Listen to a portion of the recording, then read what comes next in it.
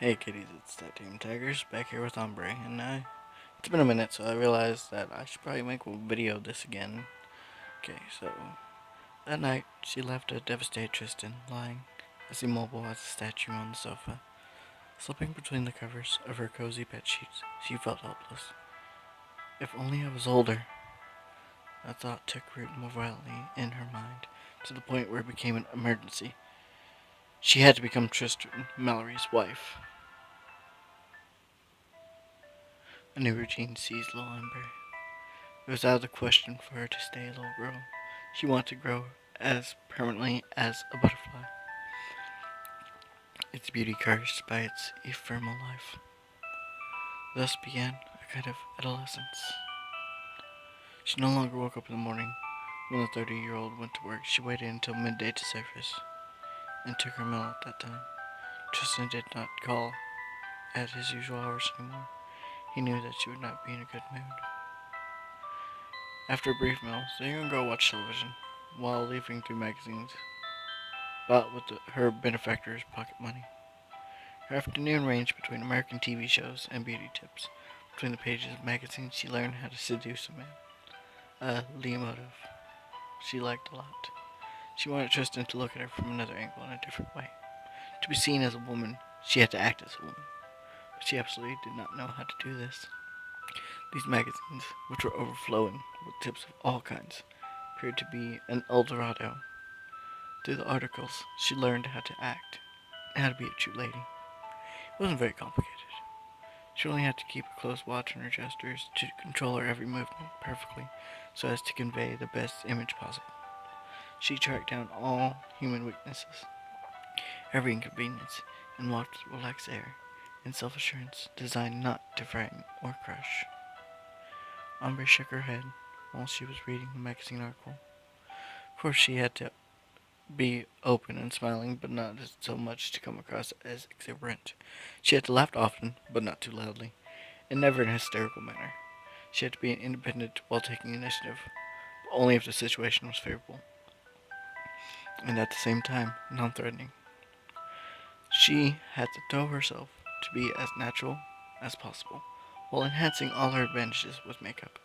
Amber understood the necessity of buying some in order to be a true woman, and finally, to dress in a manner feminine enough to enhance, while being at the same time sober enough so as not to attract unwanted attention. And then she learned how to listen to men, and talking too much was a sign of egotism, and that she should be discreet, while also present and available for when he really needed, without being too obvious. As she turned page after page, the young girl felt a pressuring urge to spend all her money on the products shown in the advertisements and praised by journalists. After all, she would need them in order to seduce Tristan. How could she have the slightest chance without cheating a little? Furthermore, a revealing psychological test claimed that Ambre would gain more affection acting like a fragile little girl. Men needed to be reassured of their virility and of their protector's role. Also, she was herself too vulnerable, too frail. She couldn't manage anything worthy without help. She had to find validation in his eyes, validation in her very existence. If he thinks I'm pretty, I'll be pretty, like on that photograph. Like this, Umber spent her afternoons reading tips, training herself, and concealing herself. When she wasn't watching soap operas, she was shopping in the city to buy clothes, accessories, and cosmetics. The city, like the television, showed her visions of absolute and infinite love, of perfect and pure love. It was a drug, an obligation, a flawless pleasure, and an order. Every billboard sold the same dream. Oh, so cliche, and oh, so desirable. It followed after a fairy tale formula. They all lived happily ever after with abundant wealth and many children. The heroines of romance and films all ran after the same goal, that of profit, ease, and luxury. A life where everything was easy, but where everything had lost its taste. It was a dull life, and a hollow one. It was an external masquerade. But this existential emptiness was easy to fill. One had only to consume and be consumed. One only needed to devote one's soul to remove every trace of nature to hide the grotesque natural body. The body was too personal, too imperfect, too real to be replaced with a mirage. One only needed to spend without restraint in order to conquer the piggy bank of one's dreams. That machine that gave banknotes and weak orgasms in order to make oneself into a diamond. A beautiful shiny trinket that everyone should have in one's living room, destroying one's own material value and replacing it with the coin of the realm. And the one basked in idleness, turning around in one's cage without purpose to continue living with dignity, wandering like a lost soul, disguised as a clown with too much red paint on the face. The result? A grim robot. One needs to fill the lack, the absence of life, the disease that devours one's blood, and all one's authenticity with money. Always more money. Buy, till one forgets discomfort and one's senses of well-being. Ambre admired today's celebrities, those picture-perfect idols whose bodies exuded not even the slightest trace of life, and whose uninspired songs only glorified a permanent state of pleasure. Pleasure without work. Like massively produced Barbie dolls clones by the dozen, such celebrities merged into a single canon of unsurpassed beauty, deemed absolute truth. The stars divvied into the endless cycle of vanity. With such ease, it was truly fascinating. Every minute that passed after a singer's first success was a minute of intense scrutiny, as the whole world glued its eyes on the morbid show that was her slow suffocation and imminent drowning. Nothing could bring more exquisite pleasure, nor be a prettier sight, than that of a young woman slowly being engulfed by the shadowy tentacles of their dreams. They sacrificed their bodies to the cuts of plastic surgery scalpels, to the point where they no longer resemble themselves anymore, to the point where they transformed into some kind of wonderful monsters. They had rejected their personalities and histories to blend with the world, to conform themselves to the public's every expectation, to become the shop windows of modern times and the faces of a single form of happiness advertised at every street's corners. Happiness that little Ambre longingly gazed upon. While becoming a star seemed out of its reach, looking like one was the duty of that tabloids never ceased to remind her of. The frivolous media, with so little fuss and so many consequences. When Tristan Mallory came home at the end of his working day, he would find Ambre already taking care of him by trying to cook delicious meals. To ever so elegant, Ambre craved to always show her best, becoming the perfect little strong-willed housewife. He was past the point of missing the innocent days, but in all honesty, he didn't understand why the young lady was putting so much effort in becoming a perfect creature. One evening, while she was cooking a special dish from a recipe she learned on TV, the whole thing accompanied by a candlelit table, in order to celebrate his birthday, he dared to ask, "So, Ambre, why are you doing so much for me?" The too honest question came like a hammer's blow. His complete incomprehension sounded like an insult. She probably spent hours gussying up in the bathroom to look fresh at the best, and hours had gone into tidying the house, cleaning every nook and cranny until it was spotless. She probably, she probably spent hours decorating and hours tending to the godforsaken roast, laboriously cutting vegetables, and here he's asking her why she was trying this hard. The knife in her hand fell violently to the floor, emitting a metallic sound that meant nothing good. Why am I doing this? Why am I doing this? Ambre's voice trembled dangerously. Getting close, he noticed her frantically shaking hands. Eyes wide open, soaked in tears, she exploded. "Because I want you to love me. I want you to look at me. Why don't you ever look at me? Am I not good enough? Is that it? I will never be as good enough as she was, will I? She, but Ambre, who are you talking about? Dumbfounded, Tristan held her in his arms as tightly as he could. No, he definitely couldn't understand. He couldn't understand such intense and sudden sobs. Reassured by his gesture, Ambre wanted to explain herself. I'm, I'm sorry. I'll never be able to replace her. Who are you trying to replace, Ambre? Tell me. Your wife. I can see her departure left you very sad. I want to bring a smile back to your face.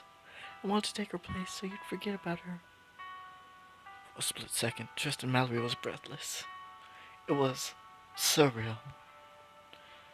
He would have pinched himself to make sure he wasn't dreaming, but no. The pain in his chest was far too real, too pitiful, carved in him. How could he answer such a declaration? How could he find the right words? Catching his breath with difficulty, the 30-year-old man took Ambre by the shoulders and looked at her in the eyes for a long time. After a sigh, he affirmed, Listen, I will never be able to forget my wife, alright? It's impossible. But that doesn't mean I don't want you. It's the exact opposite, actually. You're very dear to me, Ambre. You hear me? I need you. You already have her place. So please, stop crying. Don't make it harder than it is. The young girl shyly dried her tears, and her features changed to an adorably naive expression. She looked sincerely despaired. You're okay with me? What made you think I would abandon you, huh? Nothing. It's just that you seem to love her so much. I'm a bit jealous. Why is that? I don't know. When I look at those pictures, I can't help but tell myself I must absolutely make you happy. I think, I think I love you. Tristan felt all the courage and determination he had worked up melting, and he started sobbing as well. I love you too. It's always been that way. I love you so much. It makes me sick. For real? You're not treating me like a kid? Of course not. Then prove it. How should I? Show me you love me like a man loves a woman. You want me to do that? Ambre silently nodded. She seemed dead set on it, so Tristan slowly and softly kissed her lips. The warm and pleasurable feeling went to his head, and for a few seconds he felt as if he was holding his wife in his arms. He thought she had really come back. The delicate, vanilla-scented skin reminded him of happy days, long afternoons spent in the sun, of laughter, of peaceful evenings under the light of stars or by fire beneath a shared umbrella in a storm. She was here, so close, so far, within a finger's reach. He had only had to close his eyes and believe in his dream. The illusion smiled faintly at him, and at his limit he embraced her. If only you knew how much I love you. He had so many things he wished to tell her, so many that the words got stuck in his throat, unable to escape. So since he lacked the words to make her understand what he was feeling, he used her body. As dawn's rays of light crept through the window, Amber was profoundly asleep, lying atop of Tristan's still lukewarm body. Eyes surrounded by dark circles, the weight of regrets, a fatigue he couldn't get rid of. He stared at her with a sad smile on his face. It was only a dream, right? When you wake up, you'll be a kid again, right? The only answer he got in the light groaning, softened by such a sincere face. He left a small kiss on the fresh cheeks. Since he did, the sleeping lips spread to form a happy smile. I wonder what you're dreaming about. Say, won't you invite me over there? From the strange night on, a proximity of lies, Ambre got Tristan to agree to be somewhat official couple. Thus she asked for an engagement ring, and would not hesitate to walk the streets locked in his arms. She knew it wasn't enough anymore. Avidly, voraciously, even she couldn't satisfy herself with the girlfriend status. She needed more. She needed to surpass the woman that was there before, her invisible rival, whose shadow was always looming like Damocles' sword.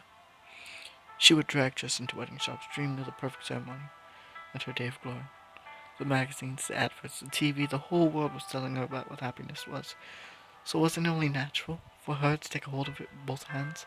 Wasn't it every little girl's dream? The wedding was promised and sold like a real-life fairy tale application. A very expensive, beautiful dress, a princess's dress, was necessary. The bride had to be the story's heroine. Everyone would keep their eyes glued on her, and only her. She would have the accessories and cosmetics and superficial stuff in the way of constantly being bathed. The famous singers all lived in some sort of permanent wedding in strange and unlikely fantasy. Ambre too wanted to taste this kind of heaven she was constantly told the merits of, so she pushed Tristan to please her. He asked for her hand in marriage, and both of them organized a great ceremony. On the day, Ambre, still so frail, seemed to shine more brightly than ever. On that day, Ambre thought she had finally erased all traces of her rival. But still wasn't enough. The life she was living didn't seem to fit perfect enough just yet. She still needed a few things to be entirely fulfilled. She desired to breed a family.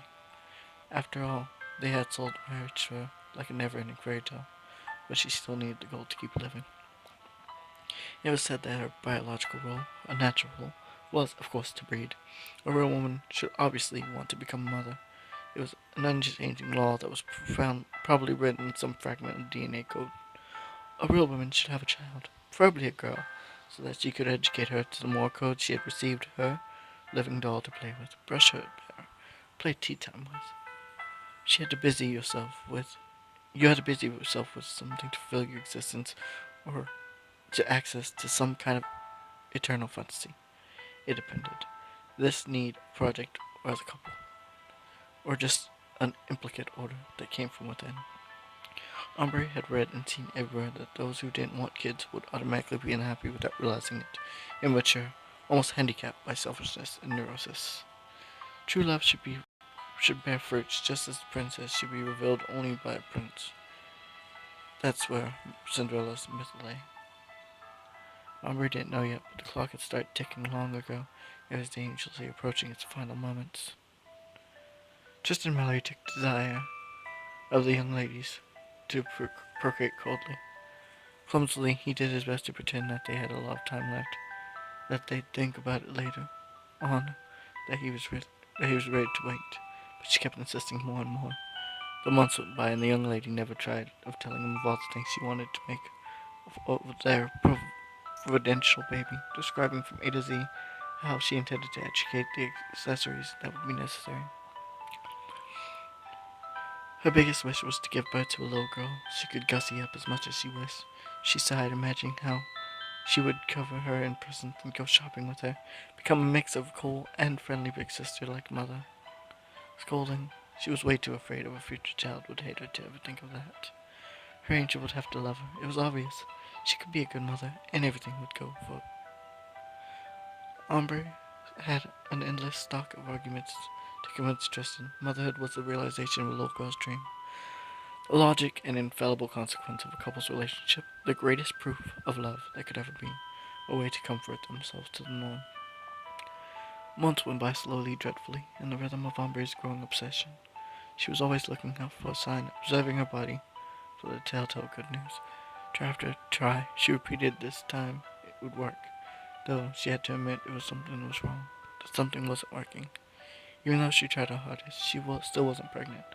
A shower of doubt started pouring down her mind. Tristan tries to minimize the problem, telling her that it wasn't so bad, that would happen someday, and that they had so many other things they could live together. It was too late. Ambre wasn't listening anymore. She absolutely needed to go to the doctor to get her body checked up, to understand the problem and to fix it.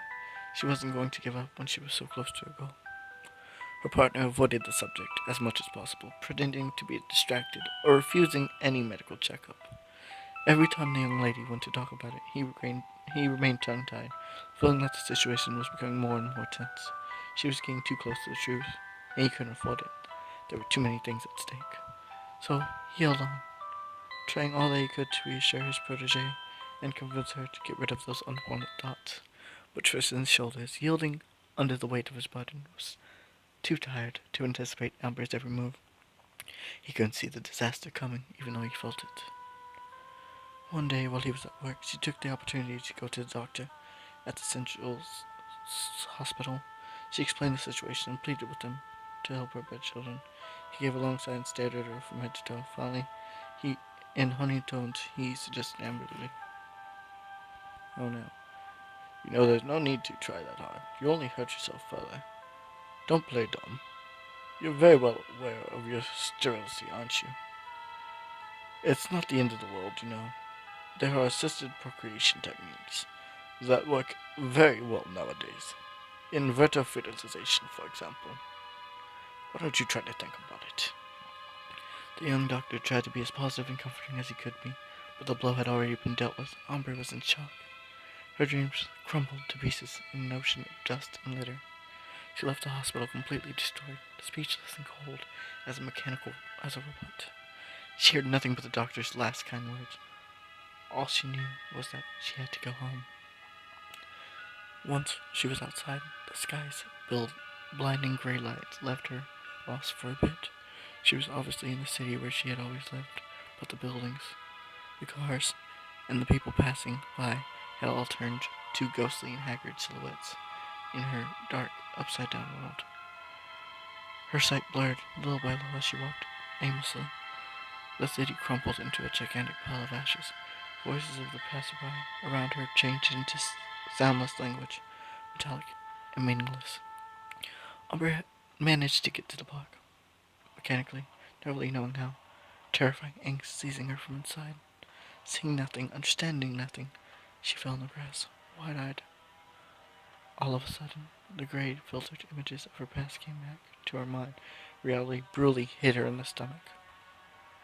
It's impossible. Why? Why me? Even though I am normal. I'm not a piece of trash. No, it can't be. My dream. I want to be happy. She remembered. She remembered the mirror. The mirror. The mirror, the crude light above the mirror that showed all of her flaws, all of her imperfections. The excruciating need to be perfect, to be flawless, flawless like the models, the actors, the singers on every screen that were all constantly visible. To be seen, to be admired, to have every corner to yourself analyzed. Never break down, always be perfect. Take care of every detail, hide everything, keep everything deep inside yourself, even if it means the surface will weaken under the crack of all the weights and lies. The mirror, in front of which she carefully put on makeup for long minutes.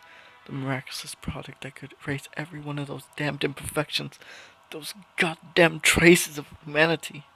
Shave her legs, not leaving a single hair, frame her brows, choose the outfit that will make her look her best, and a layer of makeup on her face to make one's identity disappear, to be replaced by a single form of beauty.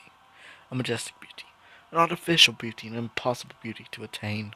The mirror, in front of which she would weigh herself, in front of which she would tell herself that she should watch what she eats, become thinner, become more beautiful, more desirable, throw up every extra, keep only what's essential, admire herself in front of the mirror. Throw up the unwanted, vile pulsation.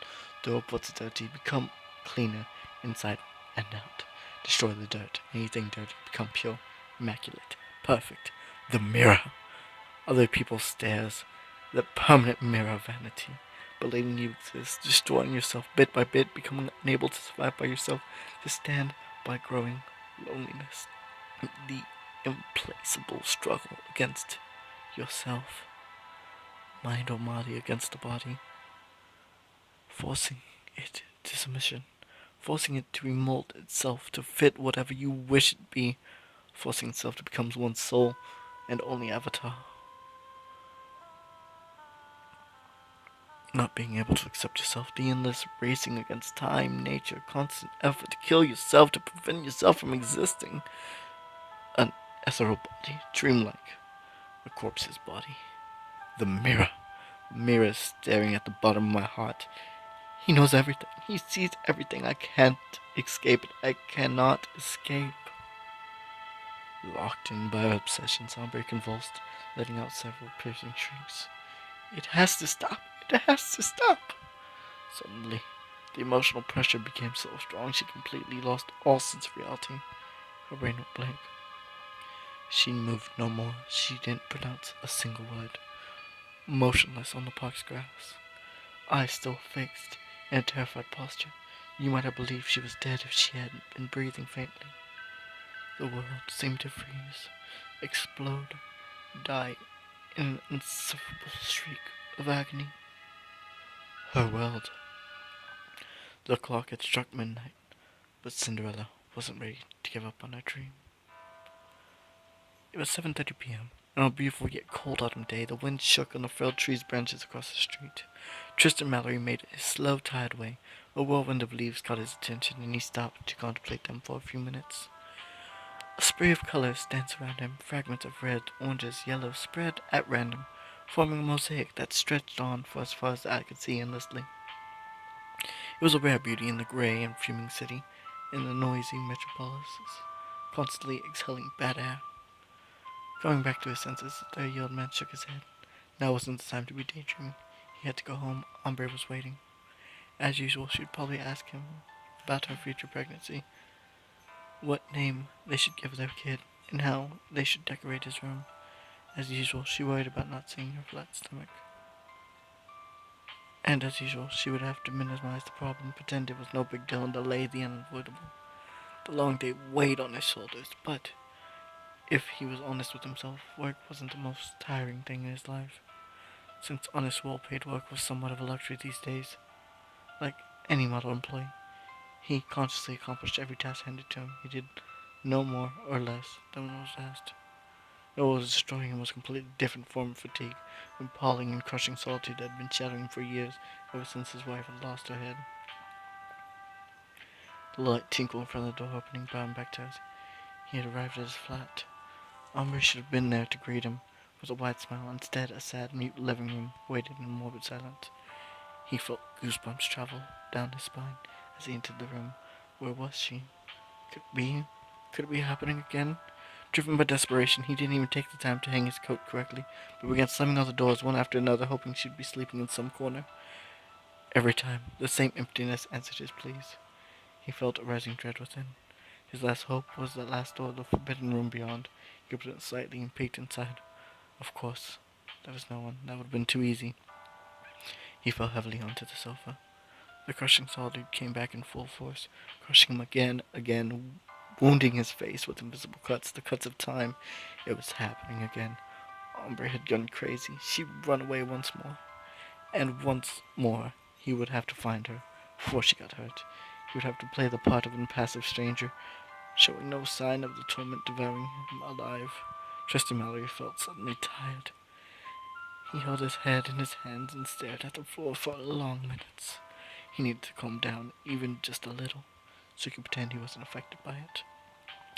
Then, after what felt like an eternity, he got to his feet. He moved together, all the framed pictures that had been on the furniture stowed away in the closet. They needed to be out of sight. If Ambre discovered the pictures of her happy alter ego too quickly, she was obviously going to wonder. He stored them in a drawer and locked it. The frames didn't take up too much space. After all, there weren't that many of them, and he could always put the same ones on the buffet. She would never notice. When he was sure that there was no more pictures to put away, Tristan put his coat back on and went outside. It was cool, a bit dark, but there was still enough light to see by. It was the ideal time to take a walk.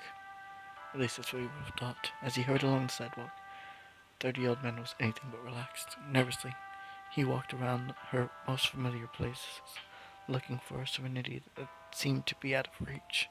He had to find her. He had to bring her back home. While he was passing by a park near his house, Tristan heard a high-pitched, almost inaudible plea. His heart jumped, and he stopped. While he was passing by a park near his house, in a dim light of a setting sun, he made out a silhouette of a little girl sitting on a swing with her head bowed. Tears rolled down her cheeks. He came closer, so not to surprise her, and examined her attentively. He was indeed standing in front of his wife, Ambre Mallory, who used to be so charming. She was still pretty, but seemed to have aged permanently. White locks here and there brightened her long hair to the point where you couldn't tell her age anymore. With that appearance, she could have been an old lady. However, she was in her 30s, like Tristan, who didn't appear any younger. Back hunched, looking haggard, eyes more lifeless than ever, she was crying. Her clothes were crumpled. She had neither a coat nor scarf, and there were scratches on her hands and arms, as if she had been in a fight. Did she roll on the floor? Did she harm herself? Regardless, she had most likely gotten hurt while running away. The park was completely deserted. and seemed to be been away for a while. She must have been away hours ago, probably since the early afternoon. Otherwise, she wouldn't have been in a state where she would be able to cry. She would have been motionless like a doll, unable to show the slightest sign of life until finally she'd come back to her senses. For a second, Tristan Mallory was tempted to leave her here, to leave her to her fate, but he gave himself a mental slap. He couldn't leave her like that. She was his wife. He loved her.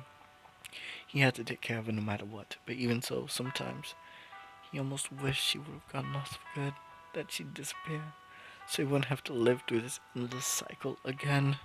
His conscience protested that he would feel too guilty, that he wouldn't be able to forgive himself. There was no way out. He had to live with this burden. So he placed himself in front of her. In a small voice he asked, "Is something wrong?" His wife first seemed not to hear him. She was choking in her sobs, hiccuping, shaking with spasms. He was not sure of it. She had forgotten everything once again. Patiently, Tristan Mallory stroked her hair and repeated, "Why are you crying? What happened?" It took long minutes for her to calm down, even a little, but finally, in a faint voice, disturbed by sobs, she answered while drying her tears, "I don't know. I think I've lost something important. Really important, but I can't remember what it was." Tristan Mallory sighed, feelings of a mixture of compassion and pity. Always that nagging obsession, that curse. She seemed so lost and so vulnerable. He wanted to hold her so tightly. Her sadness melted away. And at the same time within him, a voice was telling him that he shouldn't be too forceful. He shouldn't take advantage of her weaknesses. Ambre didn't recognize him anymore. In the end, he would have to wait, even if the desire to ease his own loneliness was suffocating. The woman he loved was there in front of him, and he couldn't so much as touch her. So he tried not to lose face, and to appear reassuring, face to face with that mournful little girl he was having a hard time. "Are you all alone? Where are your mommy and daddy?" "I don't know." "Do you live far from here?" "I don't know." "What's your name?" "Ambre." "Well, Ambre, can't stay like you can't stay like out here in the wind. You're going to catch a cold, and you don't want to get sick, do you?" "No, I hate being sick." "See, you've got to warm yourself up somewhere. The night's getting close." "But I don't know where to go." "In that case, what do you think about going over to my place? It's not far from here, and it'll make a much better sleeping place than that swing." Ambre seemed worried, but she had no other way but to follow him. He gently extended his hand, and for the first time she lifted her eyes. They were washed out, blurry with tears and hesitant. They were the eyes of a little girl stuck in a woman's body, the eyes of a woman haunted by a little girl's obsession, the eyes of a trapped person. He thought it was a good idea to show her a smiling face, to give himself a protecting role. Even with the fatigue, he caught her fine, frail hand and helped her get to her feet. The young lady's steps were wobbly, weak. She'd probably not eaten all day. Carefully, he guided her to his home, making sure she wouldn't trip. The steady old man took off his coat and shut the door behind them. "Make yourself at home. I'll cook you something." Passing through the kitchen, he turned on the light in the living room so his flat would look less gloomy. While roaming through his fridge looking for a good meal, he stole glances over the counter regularly. In the living room, Ambre was still walking around, a bit wild, still on the defensive. She explored the new environment by looking around, admiring the ornaments. She didn't much to pique her interest. It was a bland house, almost too bland. There were no clues about the occupant's life. The pictures of their happy days were carefully hidden. Taking advantage of Tristan's being distracted by a packet of noodles, she escaped to the hallway to try to find the bathroom. She found it quickly enough by returning to the hallway. Then she noticed that all the doors were wide open except for one. She was drawn to that doorway, even before she had time to think. Intrigued, Ambre felt magnetically attracted by the slightest open door. Just one peek was all she wanted, but she couldn't see anything through the crack. Was this Bluebeard's cabinet? A frightening tomb where Tristan Mallory stored the corpses of his former wives? The little girl pushed the door open, entered the room, and switched the light on. In the kitchen, just inside, he was cooking Ambre's favorite meal, but his eyes were too itchy. Shoulders plying, he noticed his wife's absence. She must have found the room. He grunted. His hands were mechanically preparing the meal, but his mind was somewhere else. Little by little, he slowed down until it stopped completely. Still, as a robot, he leaned against the wall. God, what have I done to deserve this? When will she be coming back? When is she going to wake up? His face in his hands, he cried silently in the empty living room. Will my tears reach you one day? When he felt better, he headed towards the forbidden room and caught Ambre playing with stuffed animals. His gaze softened. Without a word, he went to sit next to her. On the bed, the little girl moved to the stuffed animal's hand while making them speak. In her weak voice, she mimed a stuffed animal's tea party. It seemed to be having a lot of fun. The light was back in her eyes. Suddenly, she got mad at a plump cow and scolded her harshly. It's dirty. Stop it right now. You're making a mess. Ellie, what did I just say? It's dirty. You've got to behave yourself. And don't roll on the floor. You shouldn't make a fuss just because you didn't get what you wanted. As punishment, she sent the cow into a corner, ordering her not to move before placing her with a pony with long eyelashes. The stuffed animal tea party, hosted by the blue monkey, was obviously not going as planned. So the old man eyed the little girl's every move with a care. She finally noticed his presence. The evening, Tristan Mallory admired Ambre as she wolfed down her food. He felt half amused, half distracted. Seeing her so happy soothed his heart a little, but at the same time, it was heartbreaking. He remembered the blissful days, already long gone. It wasn't easy, but he still remembered them. The beautiful young lady, her adorable smile, her cheerfulness, their promises. Confronted by Ambre's overflowing enthusiasm, Tristan Mallory couldn't help but smile faintly, almost pitifully. Yes, that's it, indeed, he kept telling himself, as if to reassure himself. All I'm doing is keeping her around until she remembers who she is, and what she's lost, waiting for her to remember, if ever she managed to someday. Tristan Mallory could have been an ordinary man with an ordinary life. Everything hadn't changed so drastically a few years ago due to the consequences of a dire event. Since that day, he was stuck in the infernal circle, a struggle that seemed never ending. He had been so happily fulfilled with the woman he loved, the woman he had married. Ambre, the charming woman he had sworn his life to, had gone mad. He had never realized how obsessed she was about having kids until the doctor told them she was sterile. A seemingly overcomable situation, but to her it was as if she had been dealt with death permanently. They could have put themselves in the hands of science, or just given up on the project altogether, but created a new one that they could have been satisfied with in everyday life. But she couldn't give up the idea. Ambre wasn't willing to let a little girl's dream go, or to change a word of a promised fairy tale. It was a must. It had to go that way. And that was only. So the present she put on herself had the better of it. She couldn't be perfect. She couldn't perfectly conform herself to the absolute norm imposed on herself. Soothing in her head broke like a fragile thread. She had an emotional breakdown. Under her husband Tristan's bewildered eyes, she sunk insanely quickly in a madness as sudden as it was violent, and from which she wouldn't return. Refusing to face reality, she escaped in a long dream, a long nightmare, where she became out of reach. Aubrey reverted to childhood, where everything was easier, where everything was still possible. She didn't recognize her husband anymore, or didn't want to recognize him. He had to pretend not to know her every time and get closer to her each time, until she had a new breakdown and everything would reset again. He had to make her happy, and help her get better with each time, even if it meant bending to her every will, even if it meant living in a world of pretend, even if it meant unrequited love on his part. During the cycle, once more intrigued, Aubrey took advantage of his absence to open a drawer she'd never touched before. She found the key in her guardian's room. Inside the door was a big leather notebook. Surely she had found a treasure. She took it and opened it. In the photo album spread on the pages were bright smiles and tender gestures.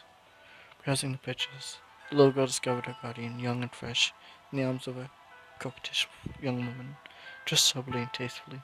She was strolling on a seashore, a shawl on her shoulder, or she was in a park, holding an ice cream. But what caught her eye was a very peculiar picture, towering in the middle of one page, dressed in white suit, leading his lover out of the church with the clumsy footsteps under a shower of flower petals. She looked so happily, so fulfilled in her big, refined white dress, that Ambre was stupefied. Even more so she became, because the bride looked exactly like her. She's so pretty. What are you looking at? Tristan's sudden appearance made her jump so quickly that she dropped the forbidden object. The 30-year-old man gazed so immediately. You searched through the closet to see what my wife looked like, didn't you? She answered in a shaky voice, guiltily.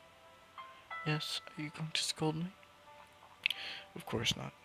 I just would have preferred you not seeing it. Why? Why don't you ever tell me about her? I want to know. He sighed, appearing upset as he looked into those begging eyes that he'd never been able to resist for long. Reluctantly, he sat on the couch and told her how he'd met her one day and thought of he would be her lifelong partner, and related all that they had gone through together.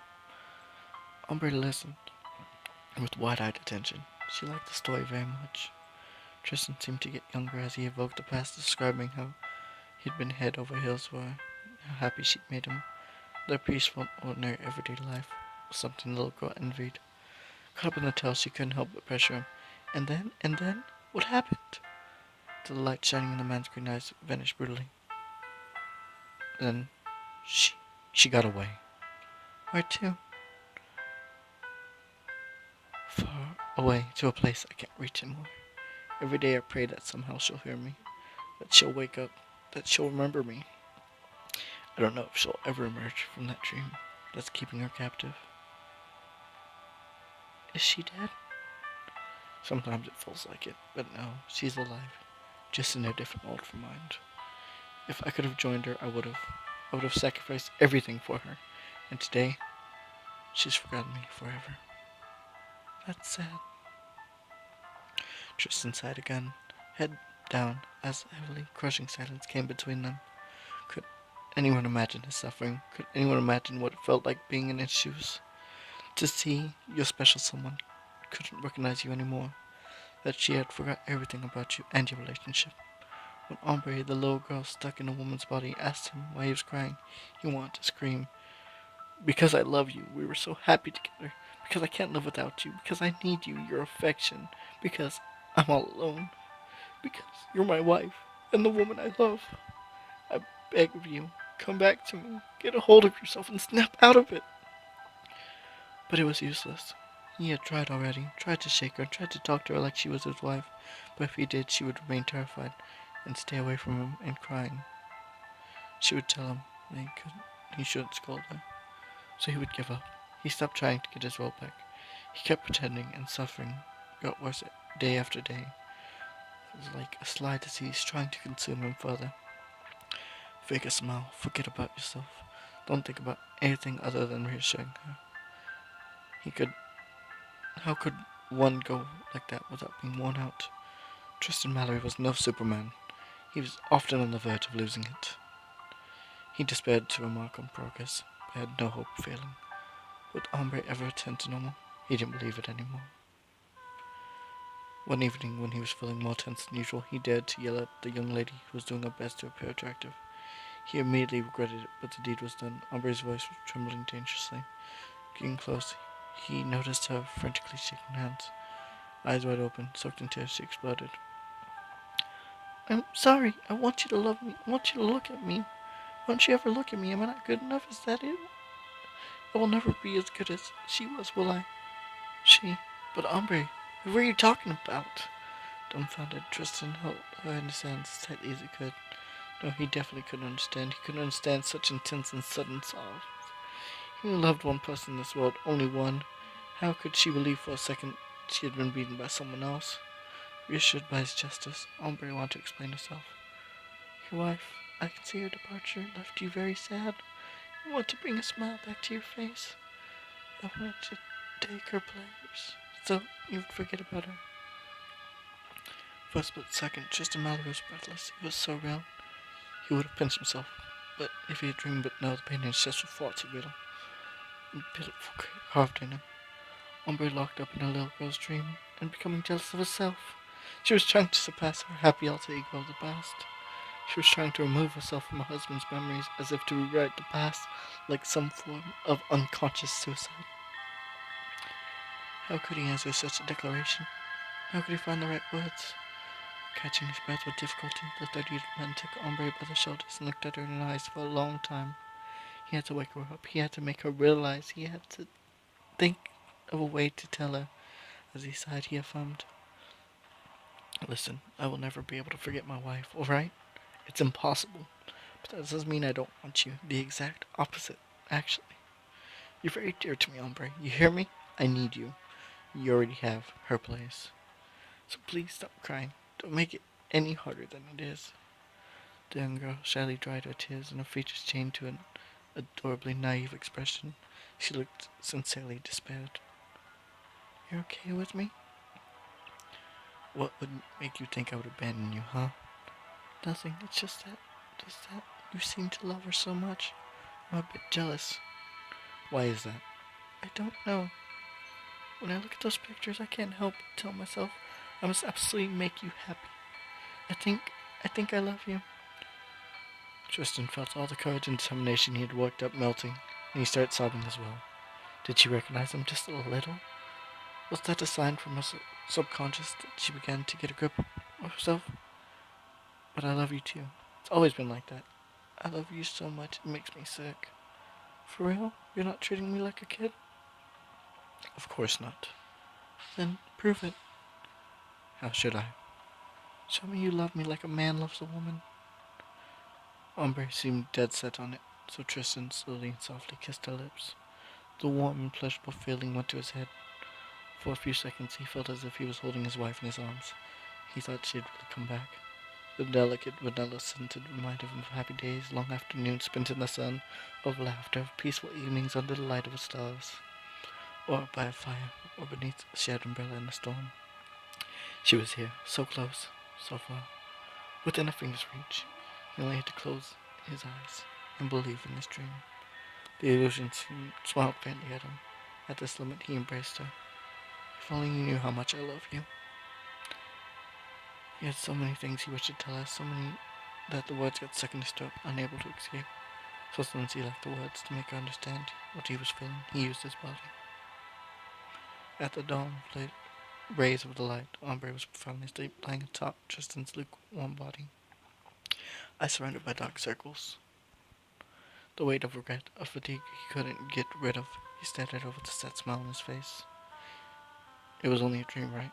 When you wake up, you'll be a kid again, right?" The only answer he got was a light groaning, softened by such a sincere face.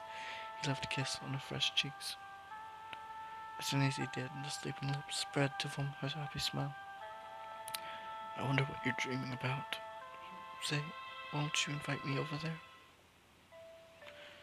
Tristan Mallory was tired of the infernal soaker that broiled his prayers in permanent cacophony. Once more to please her, he mimicked a fake wedding ceremony without telling her it was fake joy. Never again would the fresh and instant smile of pictures return. The masquerade dragged on into the final act. Ambre asked to have kids again, and her discovering the truth one way or another would invariably make her go mad, since her obsession was so strong. To counter the numerous relapses, the 30-year-old man often went to the hospital with his wife to discuss with the psychiatrist in charge of her and to discuss the eventual progress. "So, Tristan, how's Ambre lately? Did she get a little better?" "Still nothing." The doctor frowned but with a compassionate expression. He was in charge of the Mallory case for some years by now. He felt particularly powerless in front of such avoidance on the part of the young lady. He had tried it all without success. "You never know." "Is that why you've called me here, doctor?" He took a pen and played nervously while staring at Tristan. No, to be honest. I knew Ambre would relapse again. One of my colleagues went to talk with me the other day. Apparently, your wife went to the hospital and did the usual. She ran into an intern that didn't know how to deal with the situation. I often explain her case with newbies, but between theories and practice, you know. The poor boy tried his best. He told her the truth while trying to sugarcoat it to make her reflect. She had another angst crisis, of course. By the time he told her to sit down to call for me, she was already gone. If it had been for me, I would have tried to buy some time. Anyway, what's done is done. There's no need to apologize, Doctor. It's not your fault. You know as well as I do. She often has breakdowns, and lying to her about it doesn't do any good. Even so, I booked today's appointment so I could go check on how you're faring and how she'd be since the unfortunate incident with my colleague. Nothing's changed. The doctor sighed. He stuck the pen in his coat pocket. Nervously scratching his beard, he murmured in an underestimating tone. Really, I'm impressed. I don't know how you can manage to get by like this, Tristan. In your place, I wouldn't be able to cope. But I still have to keep you tracked too. We never know. You're not safe from having a breakdown just like her. I totally understand, Doctor. You know, every cycle. I try to do things differently, but in the end, I'm tired, worn out. I've lost all hope. So all that I can do for her is make her happy as possible during that golden time where she's living a perfect childhood. All that's left of the woman I love is a shadow. So I hope she'll find rest someday. The two men were contemplating Ambre, who was far away in the hospital's hallways playing like a little girl. Suddenly, Tristan broke the silence, his voice trembling. Sometimes, I wonder if she's ever going to get out of that prison she built around herself to avoid suffering. Will she accept the fate of the outside world, or is she going to live in that eternal golden dream where everything is perfect forever? I wish I could promise you she will, that she'll wake up from that long nightmare, but something inside of me thinks she's never going to question her obsessions. With which is in a missed waste. Because of that, she's forsaken herself from that life that could have been wonderful. Meanwhile, Ambre Mallory was cheerfully talking to what seemed to be another little girl of her age. In fact, the young lady was madly talking to a reflection in the mirror with dead eyes, still stuck in the never-ending dream, free of hardships. You know what? I've got someone I love. Yes, yes, for real. I'm even soon going to marry him, and we'll be happy until the end of time, and have lots of kids, just like in a fairy tale. How could it be any other way? You're right. Every day will be a feast. If only I didn't have this strange feeling. I think I've lost something important. Really important. But I can't remember what it was. The end. That was a fucking ride, ladies and gentlemen. Holy shit. I feel really strange reading that because at first I thought it was like something way weird, but I kept going because I wanted to. I feel like I needed to finish the story. Now that this is done, oh my god. I knew it was coming too. Oh my god, that's. Oh my god, that was intense. That was a ride. Definitely a ride. Holy shit. Well, that was Ombre, ladies and gentlemen. I'm at a slight loss of words now. Well, this Titanium Tiger signing out. And I'll see you in the next video. Thank you.